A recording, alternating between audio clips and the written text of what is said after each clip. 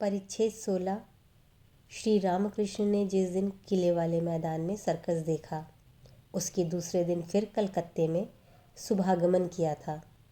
बृहस्पतिवार 16 नवंबर 1882 ईस्वी, कार्तिक शुक्ल षष्ठी। आते ही पहले पहल गरानहट्टा में षडभुज महाप्रभु का दर्शन किया। वैष्णव साधुओं का अखाड़ा है। महंत हैं श्री गिरधारी दास। षडभुज महाप्रभु की सेवा बहुत दिनों से चल रही है। श्री रामकृष्ण ने तीसरे पहर दर्शन किया। सायंकाल के कुछ देर बाद श्री रामकृष्ण सिमुलिया निवासी श्री राजमोहन के मकान पर गाड़ी से आ पहुँचे। श्री रामकृष्ण ने सुना है कि यहाँ पर नरेंद्र आदि युवक मिलकर ब्रह्म समाज की उपासना करते हैं, इसलिए वे देखने आए हैं। मास्टर तथा अन्य और भी दो एक भक्त साथ हैं। श्री राजमोहन पुराने ब्रह्म भक्त हैं। श्री रामकृष्ण नरेंद्र को देखकर आनंदित हुए और बोले, तुम लोगों की उपासना देखूंगा। नरेंद्र गाना गाने लगे। युवकों में से श्री प्रिय आदि कोई कोई उपस्थित थे। अब उपासना हो रही है। नव युवकों में से एक व्यक्ति उपासना कर रहे हैं। वे प्रार्थना कर रहे हैं, भगवान सब कुछ छोड़ तुम में मग्न हो जाऊं। श्री रामकृष्ण को देख संभवतः उनका उद्दीपन हुआ है, इसलिए सर्व त्याग की बात कर रहे हैं। मास्टर श्री रामकृष्ण के बहुत ही निकट बैठे थे। उन्होंने ही केवल सुना। श्री रामकृष्ण मधुर स्वर में कह रहे हैं, सो तो हो चुका। श्री राजमोहन श्री रामकृष्ण को जलपान के लिए मकान के भीतर ले जा रहे हैं। परिच्छेद 17। रविवार 19 नवंबर 1882 ईस्वी। आज श्री जगतदात्री पूजा है। सुरेंद्र ने निमंत्रण दिया है। वे भीतर बाहर हो रहे हैं।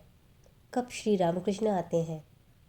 मास्टर को देख वे कह रहे हैं, तुम आए हो और वे कहाँ हैं? इतने में श्री रामकृष्ण की गाड़ी आ खड़ी हुई। पास ही श्री मनोमोहन का मकान है। श्री रामकृष्ण पहले वहीं पर उतरे। वहाँ पर जरा विश्राम करके सुरेंद्र के मकान पर जाएंगे।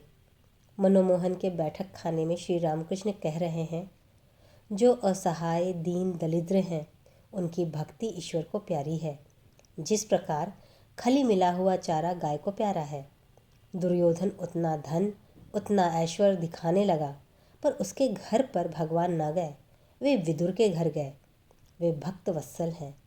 जिस प्रकार गाय अपने बच्चे के पीछे पीछे दौड़ती है, उसी प्रकार वे भी भक्तों के पीछे पीछे दौड़ते हैं। श्री रामकृष्ण गाने लगे। भावार्थ यह है, उस भाव के लिए परम योगी युग युगांतर तक योग करते हैं। भाव का उदय होने पर वे ऐसे ही खींच लेते हैं जैसे लोहे को चुंबक। चैतन्य देव की आंखों से कृष्ण नाम से आंसू गिरने लगते थे। ईश्वर ही वस्तु है, शेष सब अवस्तु। मनुष्य चाहे तो ईश्वर को प्राप्त कर सकता है, परंतु वह कामनी कांचन का भोग करने में ही मस्त रहता है। सिर पर मणि रहते भी सांप मेढक को खाता रहता है। भक्ति ही सार है। ईश्वर का विचार करके भी उन्हें कौन जान सकेगा। मुझे भक्ति चाहिए, उनका ऐश्वर्य अनंत है। उतना जानने की मुझे क्या आवश्यकता है? एक बोतल शराब से यदि नशा आ जाए तो फिर यह जानने की क्या आवश्यकता है कि कलार की दुकान में कितने मन शराब है। एक लोटा जल से मेरी तृष्णा शांत हो सकती है। पृथ्वी में कितना जल है यह जानने की मुझे कोई आवश्यकता नहीं। श्री रामकृष्ण अब सुरेंद्र के मकान पर आए हैं। आकर 2 मंजिले के बैठक घर में बैठे हैं। सुरेंद्र के मझले भाई जज हैं, वे भी बैठे हैं। अनेक भक्त कमरे में इकट्ठे हुए हैं। श्री रामकृष्ण सुरेंद्र के भाई से कह रहे हैं, आप जज हैं, बहुत अच्छी बात है। इतना जानिएगा, सभी कुछ ईश्वर की शक्ति है। बड़ा पद उन्होंने ही दिया है, तभी बना है। लोग समझते हैं हम बड़े आदमी हैं। छत पर का जल शेर के मुंह वाले परनाले से गिरता है। ऐसा लगता है मानो शेर मुंह से पानी उगल रहा है, परंतु देखो कहाँ का जल है। कहाँ आकाश में बादल बना, उसका जल छत पर गिरा और उसके बाद लुढ़क कर परनाले में जा रहा है और फिर शेर के मुंह से होकर निकल रहा है। सुरेंद्र के भाई, महाराज, ब्रह्म समाज वाले स्त्री स्वाधीनता की बात कहते हैं और कहते हैं जाति भेद उठा दो। यह सब आपको कैसा लगता है? श्री रामकृष्ण, ईश्वर से नया नया प्रेम होने पर वैसा हो सकता है। आंधी आने पर धूल उड़ती है, समझ में नहीं आता कि कौन आम का पेड़ है और कौन इमली का। आंधी शांत होने पर फिर समझ में आता है। नए प्रेम की आंधी शांत होने पर धीरे धीरे समझ में आ जाता है कि ईश्वर ही श्रेय नित्य पदार्थ हैं और सभी कुछ अनित्य है। साधु संग और तपस्या न करने पर ठीक ठीक धारणा नहीं होती। पखावज का बोल मुंह से बोलने से क्या होगा? हाथ पर आना बहुत कठिन है। केवल लेक्चर देने से क्या होगा? तपस्या चाहिए, तब धारणा होगी। जाति भेद, केवल एक उपाय से जाति भेद उठ सकता है, वह है भक्ति। भक्ति के जाति नहीं है। भक्ति से अछूत भी शुद्ध हो जाता है। भक्ति होने पर चांडाल फिर चांडाल नहीं रहता। चैतन्य देव ने चांडाल से लेकर ब्राह्मण तक सभी को शरण दी थी। ब्रह्मगण हरि नाम करते हैं, बहुत अच्छी बात है। व्याकुल होकर पुकारने पर उनकी कृपा होगी, ईश्वर लाभ होगा। सभी पथों से उन्हें प्राप्त किया जा सकता है। एक ईश्वर को अनेक नामों से पुकारते हैं। जिस प्रकार एक घाट का जल हिंदू लोग पीते हैं, कहते हैं जल। दूसरे घाट में ईसाई लोग पीते हैं, कहते हैं वाटर। और तीसरे घाट में मुसलमान पीते हैं, कहते हैं पानी। सुरेंद्र के भाई, महाराज, थियोसॉफी कैसी लगती है? श्री रामकृष्ण, सुना है कि लोग कहते हैं कि उससे अलौकिक शक्ति प्राप्त होती है। देव मडोल नामक व्यक्ति के मकान पर देखा था कि एक आदमी 50 सिद्ध है। 50 कितनी ही चीज़ें ला देता था। अलौकिक शक्ति लेकर क्या करूँगा? क्या उससे ईश्वर प्राप्ति होगी?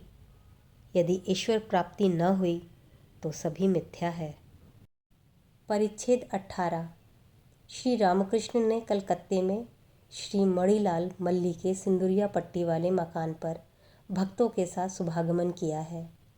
वहाँ पर ब्रह्म समाज का प्रतिवर्ष उत्सव होता है। दिन के 4 बजे का समय होगा। यहाँ पर आज ब्रह्म समाज का वार्षिक उत्सव है। 26 नवंबर 1882 ईस्वी श्री विजय कृष्ण गोस्वामी तथा अनेक ब्रह्म भक्त और श्री प्रेमचंद बड़ाल तथा गृहस्वामी के अन्य मित्रगण आए हैं। मास्टर आदि के साथ हैं। श्री मणिलाल ने भक्तों की सेवा के लिए अनेक प्रकार का आयोजन किया है। प्रहलाद चरित्र की कथा होगी, उसके बाद ब्रह्म समाज की उपासना होगी, अंत में भक्तगण प्रसाद पाएंगे। श्री विजय अभी तक ब्रह्म समाज में ही हैं। वे आज की उपासना करेंगे। उन्होंने अभी तक गैरिक वस्त्र धारण नहीं किया है। कथक महाशय प्रहलाद चरित्र की कथा कह रहे हैं। पिता हिरण्यकशिपु हरि की निंदा करते हुए पुत्र प्रहलाद को बार बार कलुषित कर रहे हैं।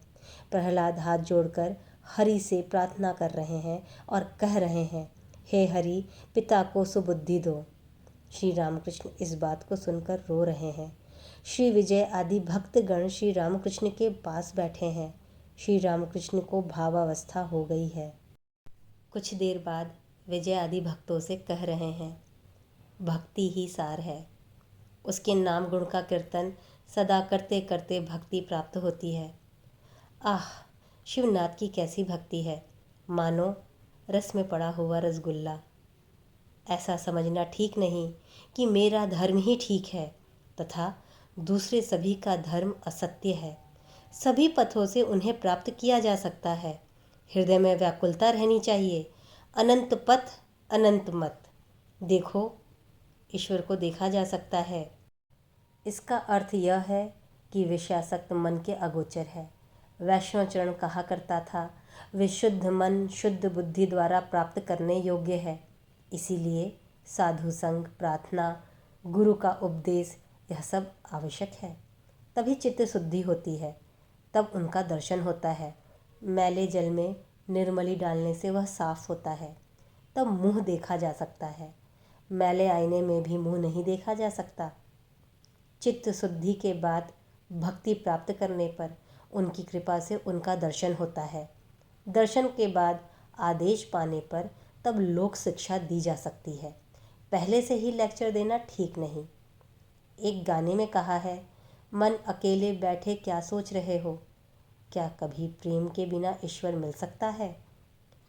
फिर कहा है, तेरे मंदिर में तो माधव नहीं है, शंख बजाकर तूने हल्ला मचा दिया, उसमें तो 11 चमगीदड़ रात दिन मंडराते रहते हैं।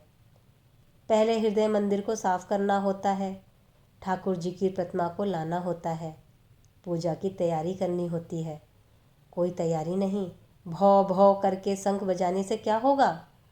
अब श्री विजय गोस्वामी वेदी पर बैठे ब्रह्म समाज की पद्धति के अनुसार उपासना कर रहे हैं।